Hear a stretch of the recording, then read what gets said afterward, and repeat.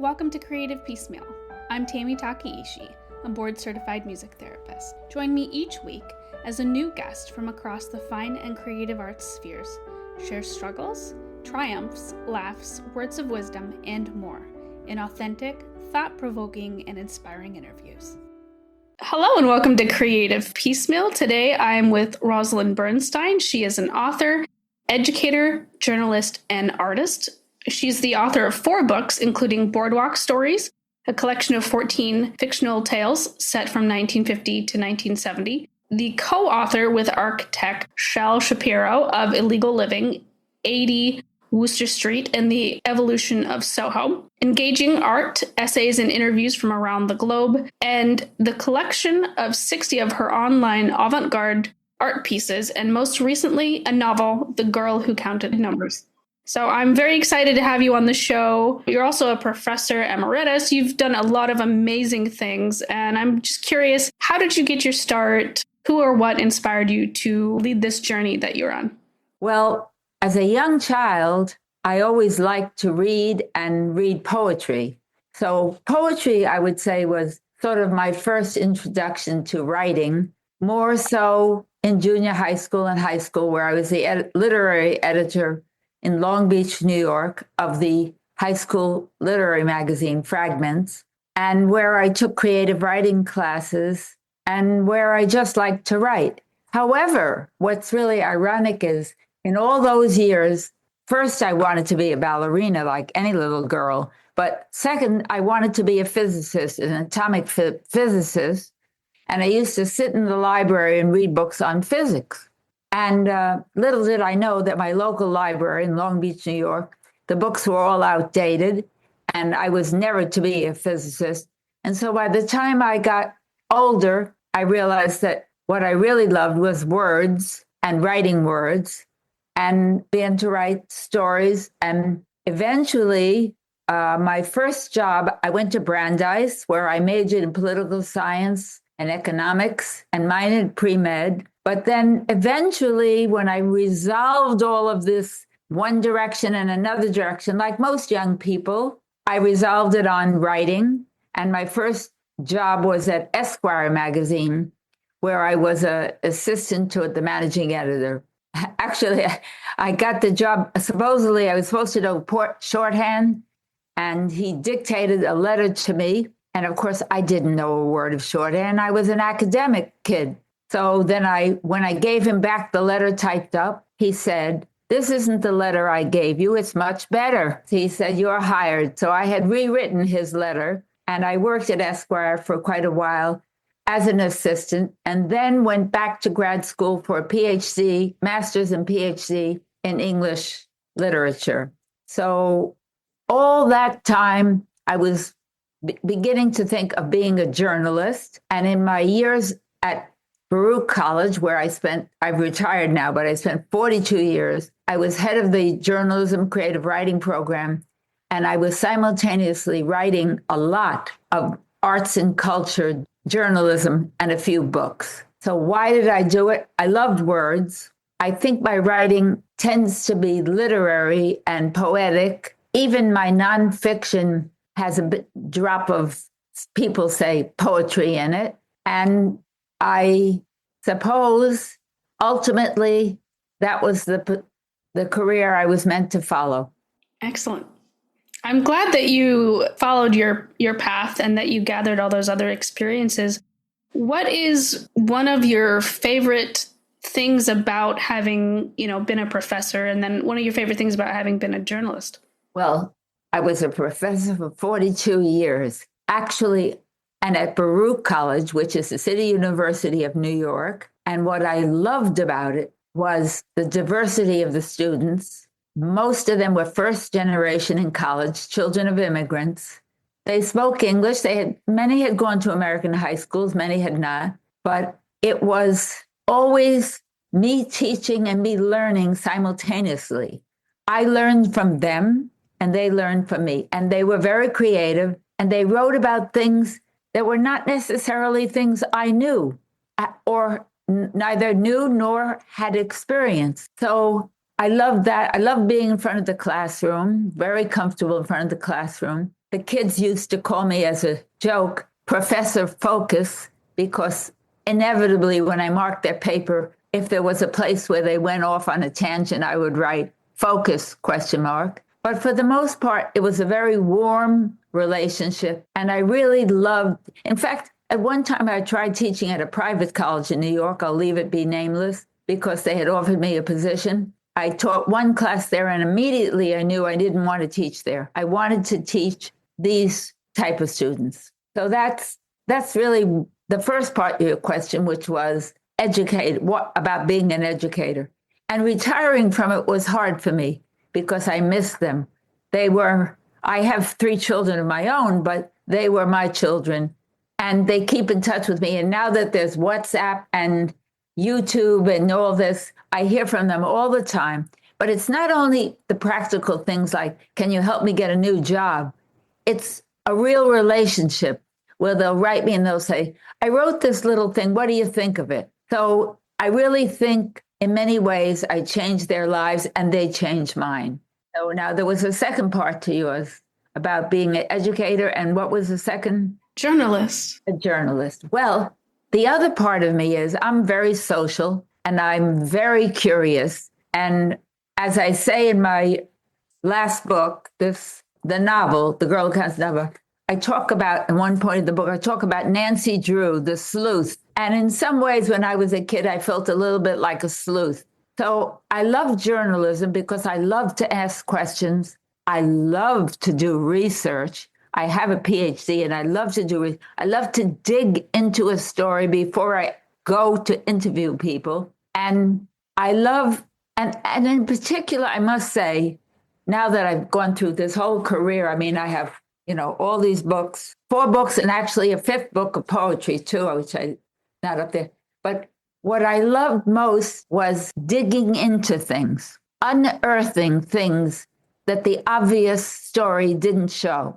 The other thing that I noticed over the years, it took me years to realize that I was sliding slowly in a direction in my writing. And that was that although I write, I've always been interested in art, and I am an artist, but my writing always had a political edge to it, a political interest in it. So if I would do a feature on an artist, it would often be on an exhibit that had a political dimension. And one book or another, my first book, the book of collected short stories set in Long Beach, New York, it actually is set during the McCarthy period. And there's a lot of reference to that. And in my collection of 60 essays, there's politics from all over the world. There's censorship in Cuba. There's censorship in Vietnam. There's how Palestinian women writers succeed when they have to compete in an Israeli market. And even in my new book, it's a book about the Eichmann, set during the Eichmann trial, 1961. Eichmann was Hitler's, of course, assistant. He ran the camps, and it's political. So I realized that I had majored in political science. I loved to write, and the two had somehow often merged in my journalism. That's really lovely. I find, interestingly enough, as a podcaster, that even though I don't seek out to interview people with a specific political bent, that sometimes things get pulled in because inevitably in the world that we live in, it affects the way that things are created, the way that art is made, and art and music are sometimes a resistance to what's happening in the world. Exactly. I mean, when I had to put together this anthology, Engaging Art, so I had hundreds of stories. I had to pick 60. That was the maximum that would fit. And for example, I wrote about a man named Frank Moore who died of AIDS, whose art was consumed by having AIDS, and who wrote about it and whose paintings reflected it. And so that was my way of involving in some current issue and art. And I think that's happened in many of my stories, not entirely all, but in many. I did a story on Jill, the famous photographer Jill Friedman, whose black and white pictures were of the National Mall in 1968 during the Civil Rights period. And so often I was attracted to things that stirred up issues in my mind through the art, whether it was photography, a lot of photography, painting, sculpture, etc. In regards to books, what are some that you've read in this past year that really inspired you? It's funny. I'm so consumed by a book I'm reading now that I don't know if I could go back and mention all the others. I read a few books by my publisher, Amsterdam publisher. She did The Redhead of Auschwitz. A young woman wrote that book. It's a little book on the Holocaust. My publisher publishes mostly Holocaust books, even though my book, The Girl Who Counted Numbers, is set in 1961 during the Eichmann trials after the Holocaust, but it's got Holocaust references. So that book. But right now I'm reading a book that I'm trying very hard to read slowly so I won't finish it. It's called James. Have you read it? I have not. Okay. So someone mentioned it to me. It is a revision. It is a relook. It is a contemporary look at Tom Sawyer and Huckleberry Finn. Now, everybody in America, pretty much every kid, has read that book, right? Well, that's an exaggeration, but I'll bet most have. And if you recall, in that book, the narrator was Tom. Okay. But in this book, James, written by Percival Everett, and it won the National Book Award, I think, last year in New York. Okay. It's called James. The narrator is Jim, the slave, who's both a slave and not a slave. He even speaks two languages. He's so educated himself that he can speak slave language, IB, blah, blah, blah, or very proper English. I'm not through the book yet, almost. I'm savoring it. But I mentioned that because it's an example of someone who's taken something and transformed it in a way that is for adults and for maybe young adults as well. But it's really a brilliant book. I read history. I'll be honest with you, that little bit of pre-med in me, I read a little more science than most people do, just because I'm interested in science. I always was. One time the ballerina was replaced by a physicist, was replaced by a doctor, was replaced by a writer. So if anybody's listening who's not sure what they want to be, that was true of me. But it was because I was feeling my way through these things. I read the magazines, certain magazines. I read short stories. I have favorite writers. I like Francine Prose. I like Gish Jen. I like, let's see, I'm trying to think of so many. Sometimes I can't. I like Colin McCann, who's both. In fact, it's funny. Colin McCann and I, in a way, resemble. He was a journalist who began to write fiction. I was a journalist who evolved into more fiction. So both of us, he's written in his essays, and I have written places, felt greater freedom in writing fiction than in journalism. Now, that's something I talk about. My book is very true historically.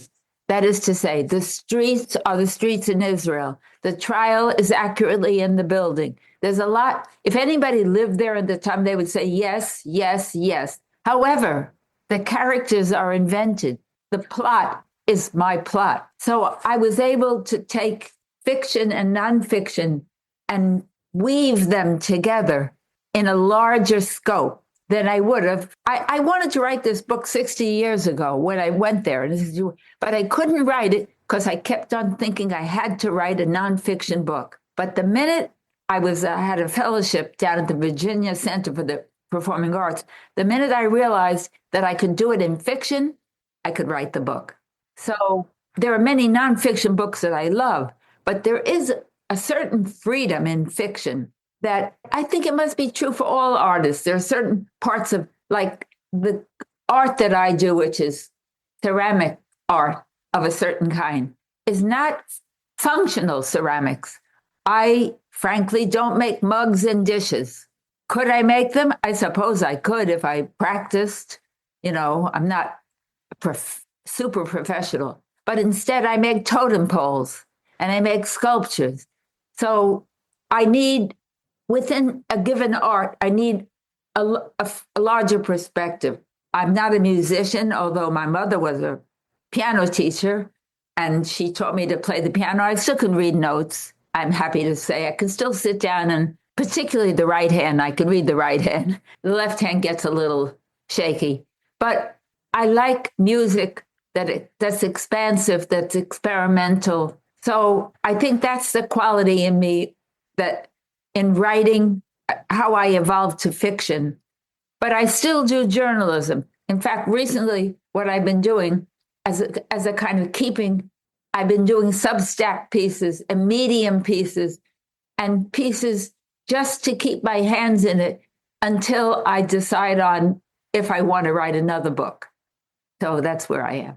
I love that you keep busy and you keep going. But I am wondering, what are some things that you like to do in your free time? What are some things that inspire you outside of the current art that you do? Well, it's a little cold to do what I really love. I love to garden. We're part of a little co-op upstate, a former bungalow colony in the Catskills. There's a lot of land there, and I love outdoor gardening. And so I would say that if I had a few hours and it was the summer or the spring particularly, I would be gardening. I'm not a cook. Thank God I married someone who can cook. Otherwise, I'd be starving. What else do I love to do? I do love to go to museums. I love to walk around the city. I love, when I grew up in Long Beach, New York. I don't know if you know where it is, but it's one of the barrier islands off New York. And by the time I was 13 and had visited New York a few times, I decided I'm moving. As soon as I'm old enough, I'm moving to New York City, because I actually, when I have free time, just love to walk in neighborhoods. And I'm not taking notes, but I'm absorbing settings and places for my writing and for my art, all kinds of things, like the little book of poetry that I mentioned, which I don't have in my hands. It's somewhere in the house. But the cover of it is a picture of a fish, a huge fish with its huge eye open, that I took on Grand Street in Chinatown. And the reason for that cover was that I was walking there and I saw it. And one of my poems in there is a fish story. So sometimes the visual that I see and the creative come together. Stay with us. We'll be right back.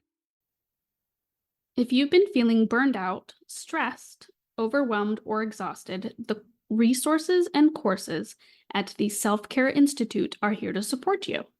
The Self-Care Institute was founded by Dr. Ami Kunimura and provides support for individuals and organizations with burnout prevention, burnout recovery, and stress management. I've personally taken a few of these courses and found them to be super helpful, both professionally and personally. The care you give yourself matters just as much as the care you give to others.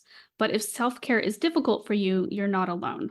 And the Self-Care Institute is here to support your well-being, resilience, and sense of fulfillment at work and at home. For more information, visit selfcareinstitute.com or go to the show notes and click on the link. I was curious, what's a piece of writing advice that you ignore, whether it's purposely or accidentally? And what's one that you always follow? Oh, that's a great question. I ignore after I've written. First of all, let me say what I do. I write it, my preference, and it was due largely because I taught. My preference was to get up, and I had children, is to get up and write early. I'm a morning person. Now, when I was younger, I was a morning person, and I burned the candle on both ends, and I was an evening person, but I'm too old for that now. But I was a morning person, and I was writing in the morning. So that's one thing that I really love, even now, is to get up at 6:30, have a quick cup of coffee, and just write something. What I don't like to do is tear things up. If I reread what I've written and I don't like it, it remains. I leave it. I've got a stack of it. I've got a box of it. Why? Because sometimes you're harsh on your writing. Sometimes you don't know where that writing will go. Sometimes that writing is going to be part of something else. So advice that sometimes people have given me advice, the following advice. And these are writers, by the way, I'm talking about. I'm quite friendly. When I was at Baruch, I was the founder and the director of the Sidney Harman Writer in Residence program. It's a major literary program in New York. It's had Edward Albee and Tony Kushner and you name the famous writers. And I would be in the head. And many of these writers, not all, but many of them would say, if something isn't working out, just dump it and move on.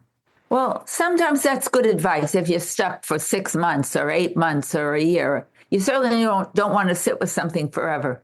But I never liked that advice too much about just dumping things. I have so many pages type pages that just have a paragraph on it or 2 sentences that somehow I liked but didn't know what to do with. So that's sort of advice.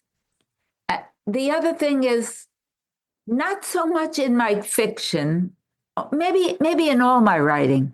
I often have, well, not often, maybe, well, I'll say often, see if it works, a feeling of where the story is going to end. In journalism, I always did. I interviewed and I interviewed and I interviewed, but that story was being formed in my head as I walked around. In the novel, it was which was more expansive. It was different. The novel twisted and turned. I don't know if you've read it, but if you've read it, it's a mystery and it's a coming of age book. And in chapter 6 or 7 of one of those, there's a big revelation that clarifies a lot of the mystery of the book. Now, I went around giving all these readings, and it was really hard. People would say, well, what is that revelation? Everybody wanted me to give it up. But I didn't. But I think that often I know the ending. I didn't quite know the ending of this book. I didn't quite. I had a feeling, but it changed. But I think the advice to scrap stuff too early is poor advice for a writer. So I would say that. And good advice for a writer is just start and keep going. Even if you think it's crazy, just keep going. In the morning, if possible. I love the idea that you don't ever really throw anything away because you never know. Like sometimes there's just a turn of phrase that you'll pluck out of the obscurity of the past that you've written, and it's going to turn into a poem, Exactly. Now, this book, The Girl Who Counted Numbers, that's the final title of the book. But it had another title. And the other title, which I decided didn't work for the book, was Skipping Stones. And Skipping Stones happens to appear in the book on one sentence, in one paragraph, and one chapter. And it was lying in that pile of discarded whatever. And somehow it seemed, and in some ways it does fit the book if you read the book, but not enough. It didn't do enough. But looking at it helped me get the title. So sometimes the wrong thing, if you can let me put it to you this way. The thing that you're saving, which doesn't work, may have, if you analyze it, may tell you what the right thing is. There's this sort of a secret in the writing. There's something there that didn't work. If you can figure out what didn't work, you'll figure out what works. So I think that's what I meant. Yeah. And that makes a lot of sense too. It almost reminds me of like people doing science experiments and they're not really failing. You're just finding out more information. Exactly. That's a great analogy. Right. Exactly. Yeah. You talked about, growing up, your mother was musical. Does music ever inspire the things that you do? Like, do you put on music while you do ceramics, for example? Well, I work in a ceramic studio down the Lower East Side, and music's always playing there. And the rule in the studio, there are about 10 or 12 of us sharing the studio at a given time, is each week one person picks music. I usually pick some jazz, okay, but it varies. Myself, however, and I know you're a musician. So my mother taught piano, and she, as a young woman, and she taught into her 20s, and then later on in life, she took a teaching license and taught disabled children. But she was a pretty fine pianist, okay? She lived in Providence, Rhode Island, and she was the oldest of a group of first cousins, and she's not alive now. She died at 98. She really had a wonderful long life. She still played, if you played the piano, she could sit down and read music till, I don't know when maybe when her eyes started not to be so good, but not because she lost music. But she used to be the one who was the youngest driver and would drive her cousins from Providence to Boston to a very famous piano teacher. So there was a lot of music. Myself, this might disappoint you, I actually need quiet when I write. I need quiet. I don't know why. Other than that, when there's no writing, I love music on all the time. But I need quiet, or maybe a certain kind of music. Certainly not popular music, or, I studied ballet as a young girl and actually was quite good at it. And the reason I didn't become a ballerina was, unfortunately, I was born with and have vertigo. So that is not something that you can have as a ballerina. But I love classical music. I like to go to the opera. I love music. But when I write, I seem to need quiet. I know very fine writers, my very friends, who have to write to music. So I can't answer that. Why? I just need quiet.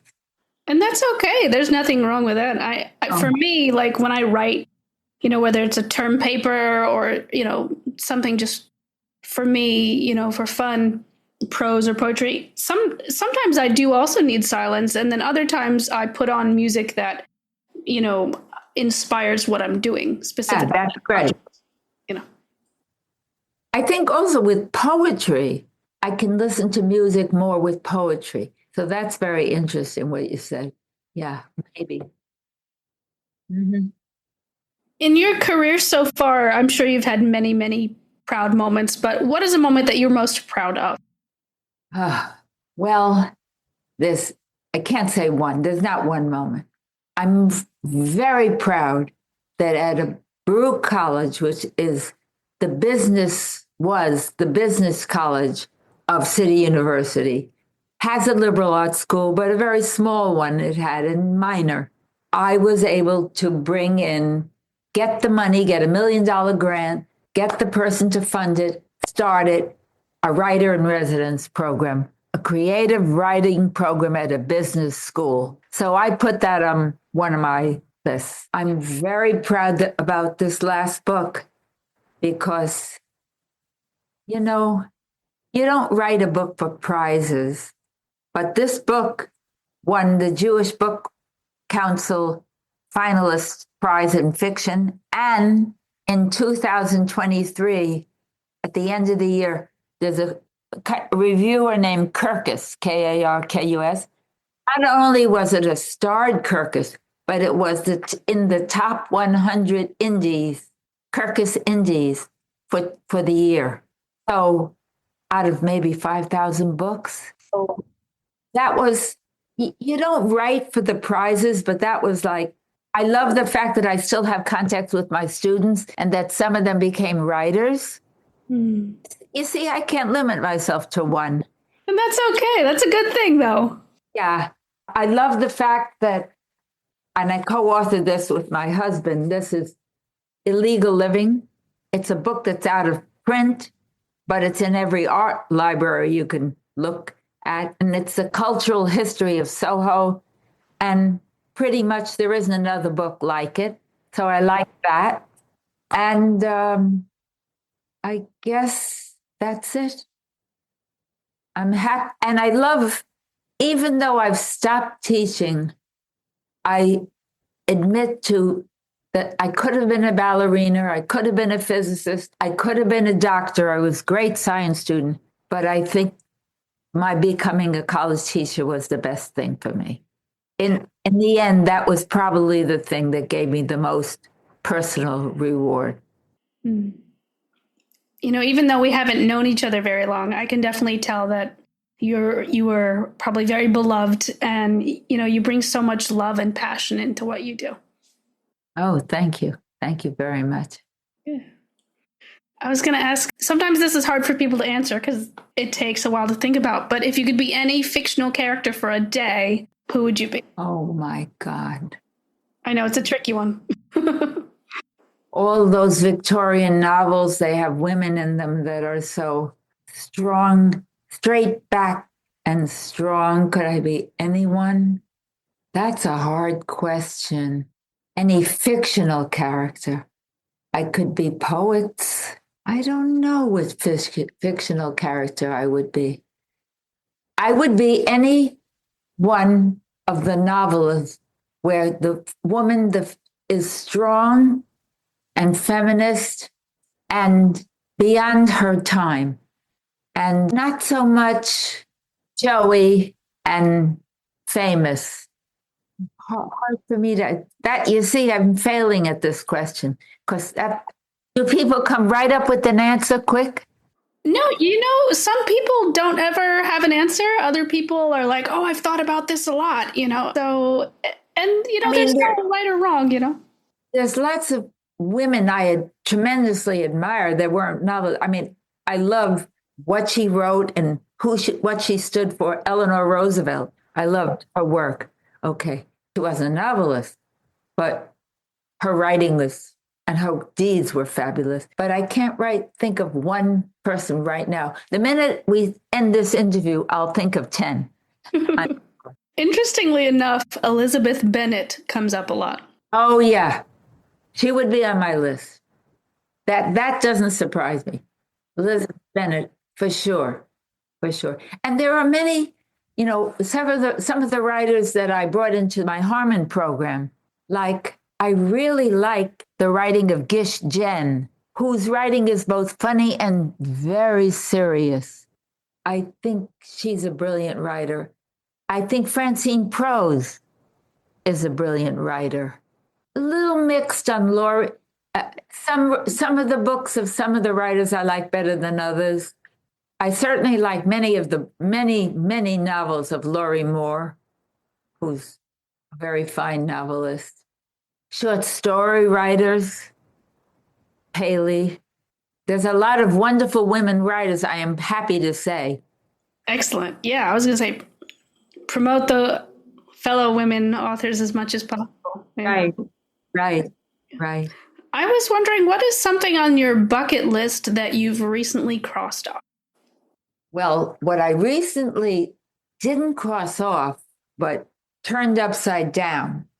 See, with me, crossing off is that's a real. I've had a book that I wanted to write for a long time that I have not written. My mother, who died in 2017 at the age of 98, with her mind completely intact. So just to give you the context, just completely. She could quote her Latin and Greek verbs. Well, she studied at classical high school in Providence, and that was required there. But my mother always wanted me to write a novel about her brother. She had only one sibling who died in the Battle of the Bulge, 1945. He died right at the end of the battle. And I sort of started to write it when she was alive, and I, of course, needed to interview her. But that's one of the things I guess I regret not having doing. I didn't cross it off. I sort of turned it over because I don't think I can do it now. I don't think the people are alive now enough for me to do the kind of, even though it's fiction, to do the kind of interviewing and in-depth reporting that I need. Because for fiction, for this book, I interviewed so many people, even though they're not in the book. That's so someplace I've never been. My bucket list, I've never been to the Grand Canyon, really. And I always wanted to travel out a lot more out west. So that's like, I've traveled all over the world. This book, my God, it's got every country you can think of in here, but not the Grand Canyon. I've never been to India, and I've never been to Africa.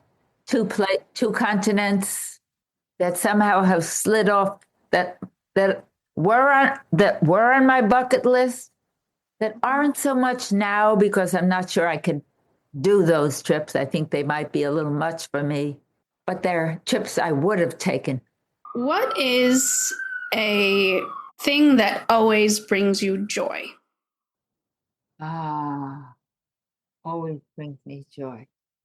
A beautiful poem, always, wherever I read it, just immediate joy. I recognize it if it's that good. Like two of the poets I actually had in my program, but I only mention it. One of them was Yehuda Amichai, who was an Israeli poet, and the other was Aga Shahid Ali, who was Muslim, Afghan, whatever. And some of their poets just totally brought joyful tears to my eyes. Sometimes my husband's birthday cakes, he's a very good baker. So that brings me immediate joy. He can, as much as I can't cook, he can cook, but he can certainly bake. So that's really wonderful.